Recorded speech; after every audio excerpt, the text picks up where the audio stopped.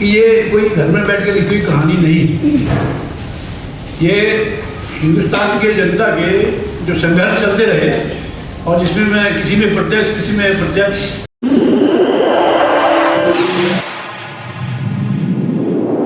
इस news channel पर जो भी वक्ता ने कहा वो उसकी अपनी राय है, जिसकी पुष्टि नेशन न्यूज इंडिया नहीं करता। धन्यवाद। शामिल रहा और अच्छा रीडर रहा मैं, तो उसमें से जो मुझे महसूस हुआ वो मैंने इसमें लिखने की कोशिश की है। कुछ चीज़ें इसमें छूट भी गई हैं जो लिखी जानी चाहिए थी, और ऐसा इसमें कुछ नहीं है जो किसी का अपमान करता हो। सच लिखा गया है और पब्लिक की तरफ से लिखा गया है।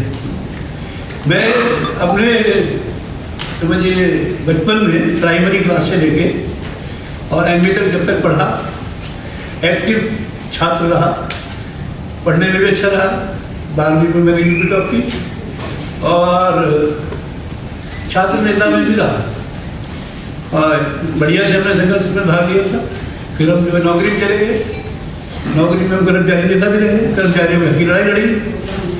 उसके बाद हम रिटायर हो गए 21 में, तो हम किसान थे, किसान जीवन में लौट गए और रिटायर हो गए। उसी दौरान हमें पेंशन आंदोलन में भी भाग लिया।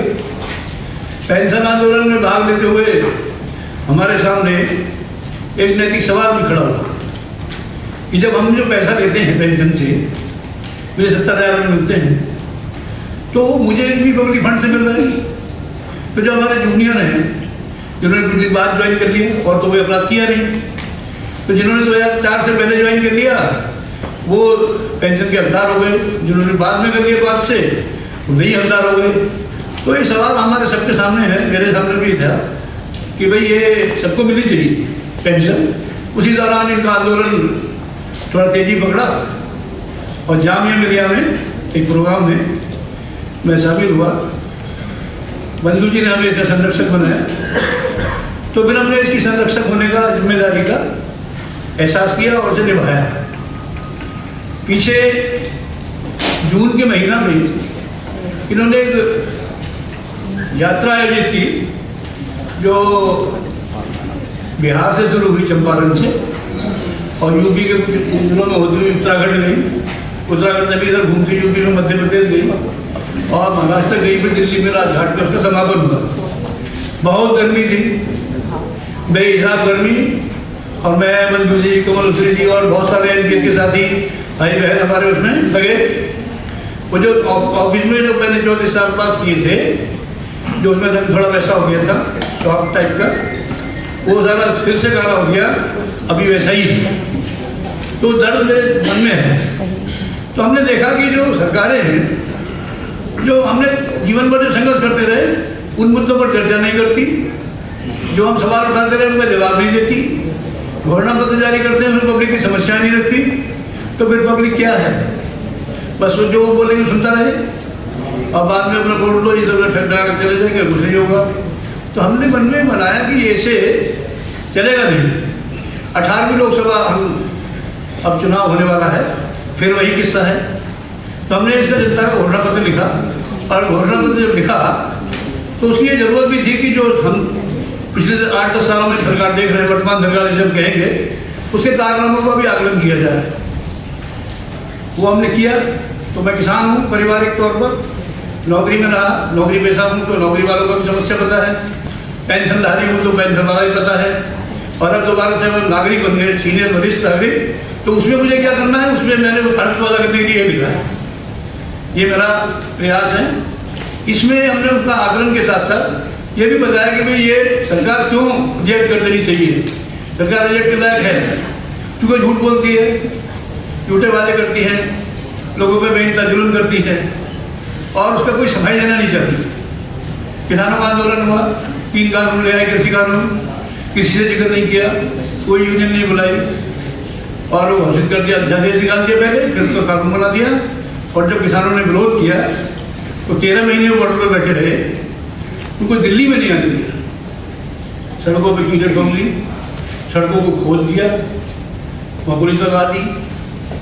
क्या मतलब किसान कोई मतलब कोई अपराधी है, कोई दिल्ली नहीं आ सकते हो। हमारे दोस्त हैं अजय यादव, उनकी छोटी सी बच्ची ने छठी वटी में पढ़ती होगी मेरे ख्याल। उन्होंने एक वीडियो जारी किया कि मोदी जी आपकी बात हमें अच्छी नहीं लगी कि आप सब किसानों के पैदा हुआ सब्जी और रोटी दाल अनाज सब तो आ रहा है दिल्ली में और किसान नहीं आ सकते। तो इतने बच्चे ने सवाल किया और उन्होंने लिखा कि मोदी जी आपकी बात ठीक नहीं।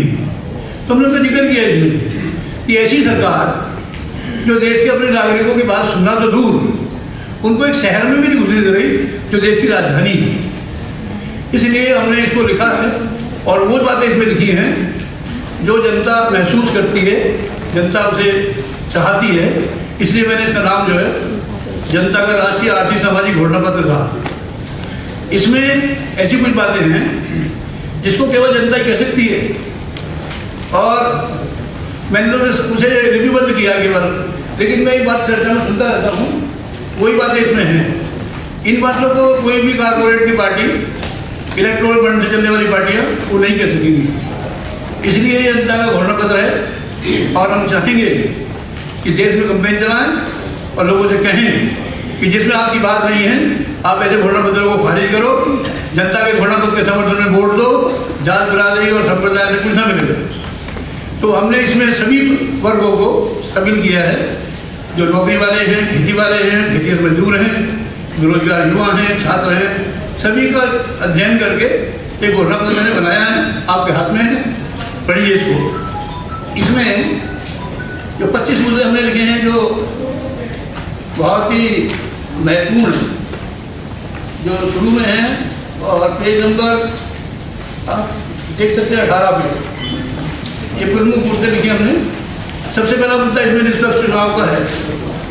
लोग पूरा मुझे कोई भी आदमी नहीं मिला पिछले 5 साल में यहाँ में जो ये नहीं कह रहा विधानसभा चुनाव के बाद कि भाई ये चुनाव निष्पक्ष हो रहे थे। सभी लोगों को ईवीएम पे डाउट है। जब ईवीएम पे डाउट है और मोदी जी कह रहे हैं 400 पार, तो जब इन्होंने कॉन्फिडेंस है कि 400 बार सीट आई जाएंगी, बहुत लोकप्रिय हैं, तो बैलेट से चुनाव कराने पब्लिक की मांग रही है। हमने यही डिमांड लिखी है नंबर 1 पे। इसका एक आंदोलन भी चल रहा है देश में, बहुत सारे लोग उसमें शामिल हो रहे हैं। आप लोगों ने देखा भी होगा, कुछ वकीलों ने और कुछ सामाजिक कार्यकर्ताओं ने मिलकर उसका आंदोलन छेड़ रखा है, लेकिन ना इलेक्शन कमीशन सोच रहा है ना सरकार सोच रही है। सुप्रीम कोर्ट में भी निर्णय उसका आना अभी आएगा, वो भी पेंडिंग है, अभी चल रहा है। तो ये सबसे पहला मुद्दा है इसमें। आप लोग इसका समर्थन करते हैं? मैं आपसे पूछूं तो आप इसका समर्थन करते हैं? यस। अब बाकी लोग पीछे वाले नहीं करते? जो लोग समर्थन करते हैं वो हाथ उठाएं। लगभग 100% उठ गया, अभी 100% पब्लिक को दस्तावेज है। 100% समर्थन है तो ये पब्लिक का हो गया। पब्लिक से बात मेरे मन में आया था, वचन स्पीकर हुआ, ये हुआ, दूसरे हुआ प्रोफेसर से। तो ये पहला प्रस्ताव पास। दूसरा, किसानों की फसलों का मामला है। उनकी जो लागत होती है वो भी उन्हें नहीं मिलती। तो ऐसे में आदमी कर्जबंद होगा कि नहीं होगा? और कर्जबंद हो जाएगा, बैंक से लोन लेते हो, फिर उनकी जमीन बेचने पहुंच जाते हो, फिर वो आत्महत्या कर लेता है कि मेरी बेइज्जती हो जाएगी। तो इसके लिए हमने कहा कि एमएसपी गारंटी कानून लागू हो और स्वामीनाथन आयोग की रिपोर्ट के अनुसार कुछ तय हो। ये वादा मोदी जी ने सन 2014 के चुनाव में किया था और तब ऐसे कोई मीटिंग उन्होंने नहीं की जिसमें उन्होंने जोर जोर से नहीं बोला कि हम जो स्वामीनाथन आयोग की रिपोर्ट लागू करेंगे, 50% प्रॉफिट देके कीमत तय करेंगे और इसे लागू करेंगे।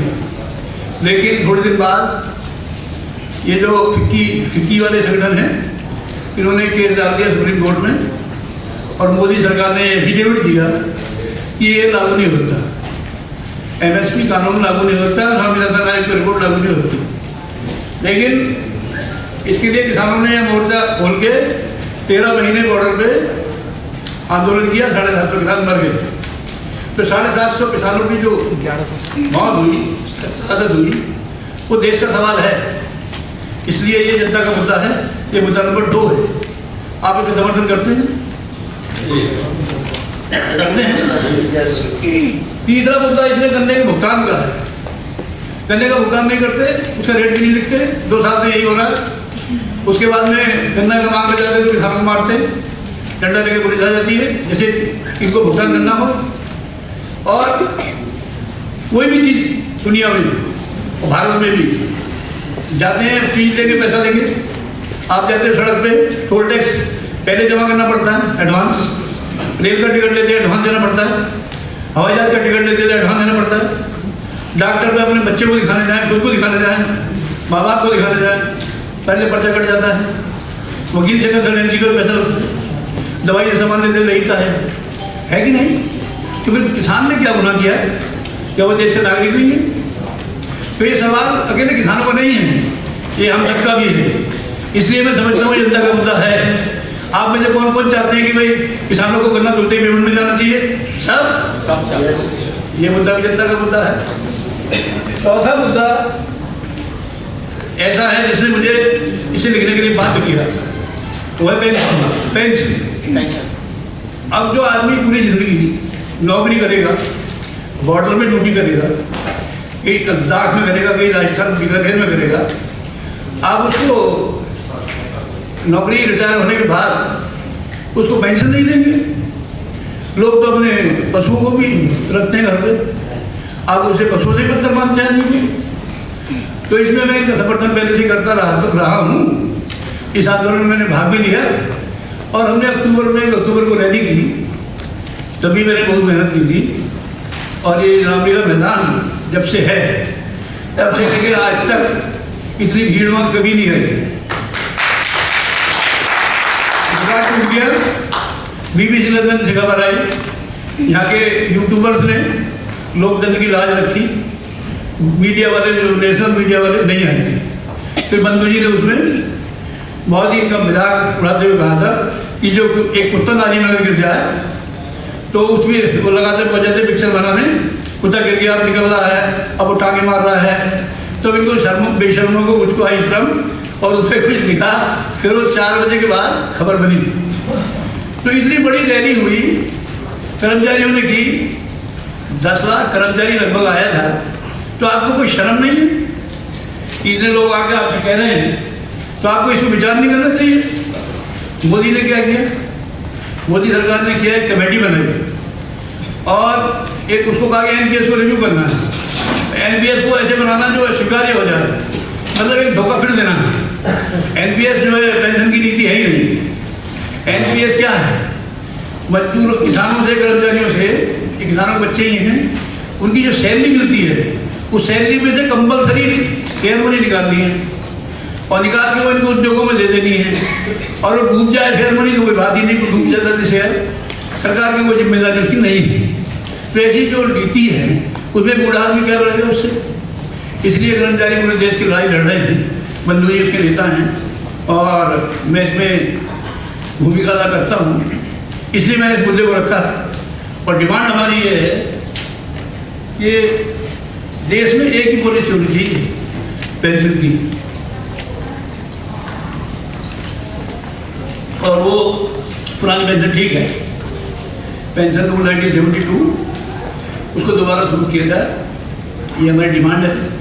और वो सबको, मतलब ऐसा कुछ नहीं कि इनको मिलेगी इनको नहीं मिलेगी। अभी हमारे देश में क्या हो रहा है कि सुप्रीम कोर्ट के जज ले रहे हैं, हाई कोर्ट के जज ले रहे हैं और लोअर जुडिशरी के जजों को नहीं मिल रहा।